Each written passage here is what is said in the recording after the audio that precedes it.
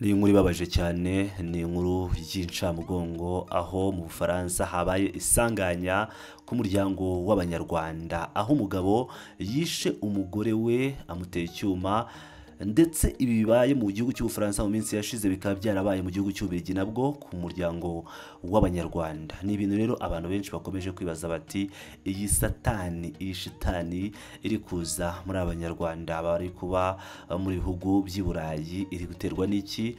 Reka tubagezeho iby'iyi nkuru aho umugabo w'Umunyarwanda yishe umugore we amuteye icyuma. Twize cyane rero ni mu Bufaransa mu mujyi wa Saint-Priest wo mu ntara ya Rhône, aho habereye urupfu rubabaje ku cyumweru tariki ya 26 Ukwakira 2025 ubwo umugabo w'Umunyarwanda w'imyaka 39 yishe umugore we w'imyaka 35 amuteye icyuma mu ijosi.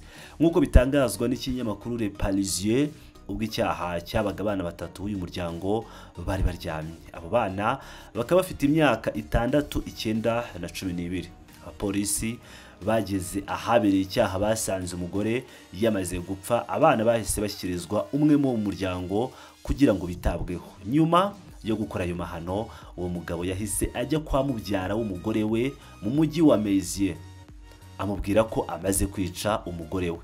Yahise atabwa muri yombi na polisi. Amakuru aturuka mu nzego z'umutekano avuga ko nyakwigendera yari yarigeze gutanga ibirego bibiri kuri polisi, bwa mbere muri 2014 kubera gutotezwa no guterwa ubwoba, irindi ni muri 2019 kubera ihohoterwa ryo mu rugo. Uru rupfu rwongeye kongera impungenge mu Bufaransa ku kibazo cy'ihohoterwa rikorerwa abagore. Umuryango Nutut ukurikirana ibyerekeye ubwicanyi bukorerwa abagore uvuga ko kuva muri Mutarama kugeza mu Kwakira 2025 abagore 131 bamaze kwishwa n'abagabo babo cyangwa abahoze ari abagabo babo bivuye ku makimbirane, bivuze ko umugore umwe apfa buri minsi 2.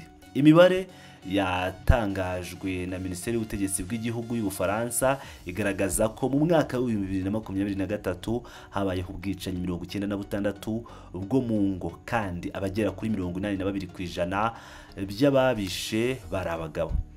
Mu mwaka wa 2024 abantu barenga 272,000 batangaje ko bahohotewe n'abo babana.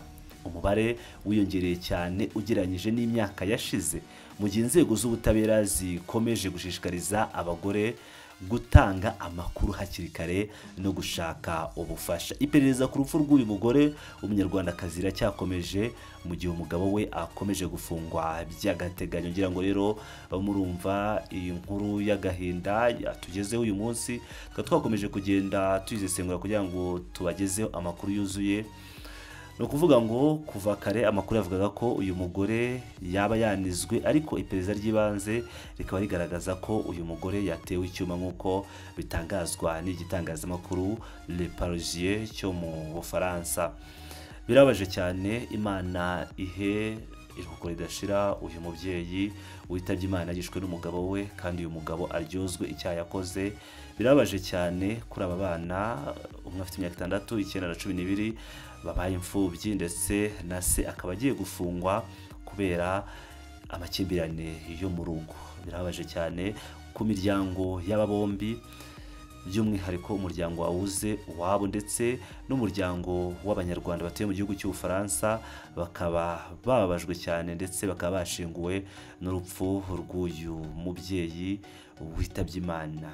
Imana imuhe iruhuko ridashira, twihanganishije abari bamuzi bose n'Abanyarwanda bose muri rusange. Ndabashimiye.